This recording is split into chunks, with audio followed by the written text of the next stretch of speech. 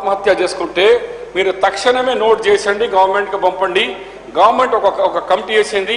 ఆ కమిటీ ద్వారా 6 లక్షల రూపాయలు ఇచ్చేసి ఇతర సాయం చేయాలని ఆదేశాలు ఇస్తే, ఈ ప్రభుత్వంలో ఏం చేస్తున్నారంటే తెలంగాణ బిడ్డలు చనిపోతూ ఉంటే, ఆత్మహత్యలు చేసుకుంటా ఉంటే వాళ్ళ ఇంటికి ఒక ముఖ్యమంత్రి గారు పోలే, రైతుల దగ్గర మంత్రులు పోరు, ఎమ్మెల్యేలు పోరు.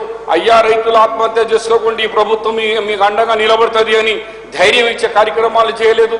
ధూమ్ధామ్ తెలంగాణకు చేసినట్టు మేము అన్నాం ప్రభుత్వానికి ఇదే సభలో, అయ్యా మీరు ఆటల పాటల ద్వారా రైతులకు ఒక స్కీమ్ తీసుకుపోయి ఆత్మహత్య చేసుకోవద్దు, మీ అంబట మేము ఉన్నామని ఒక ధైర్యం ఇచ్చే కార్యక్రమాలు విలేజ్కి మీరు కల్చరల్ బృందానికి పంపండి అని.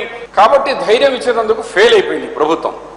దానివల్ల రైతులు చనిపోతూ ఉంటే మీరు ఇన్స్ట్రక్షన్ ఇచ్చినారు, ఆమోదం చేయొద్దు, వాళ్ళు చనిపోయినట్టుగా అది చేయొద్దు అని ఇన్స్ట్రక్షన్ ఇస్తే ఎట్లా సార్? పోతే 6 లక్షలు పోతే కదా, ఒక రైతు కుటుంబానికి సాయం చేసిన వాళ్ళు అవుతారు కదా.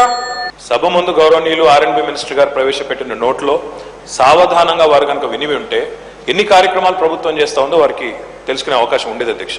కేవలం విమర్శ కోసమే విమర్శ అన్నట్టు వారు ఏదైతే మాట్లాడుతూ ఉన్నారు అధ్యక్ష, ఈరోజు రైతు ఆత్మహత్యలకు సంబంధించి అందరం కూడా బాధపడతా ఉన్నాం అధ్యక్ష. అందరం కూడా డెఫినెట్గా దానికి చింతిస్తూ ఉన్నాం. కానీ ప్రభుత్వం ఏం చేసిందో ఒకసారి వారు గుర్తుంచుకోవాలని కోరుతా ఉన్నా అధ్యక్ష. గతంలో కాంగ్రెస్ ప్రభుత్వ హయాంలో రైతులు చనిపోతే 1,50,000 రూపాయలు నష్టపరిహారం ఇచ్చేది అధ్యక్ష. ఈ ప్రభుత్వం వచ్చిన తర్వాత ఆ పరిహారాన్ని 4 రెట్లు చేసి 6 లక్షల రూపాయలు చేయడం జరిగింది అధ్యక్ష.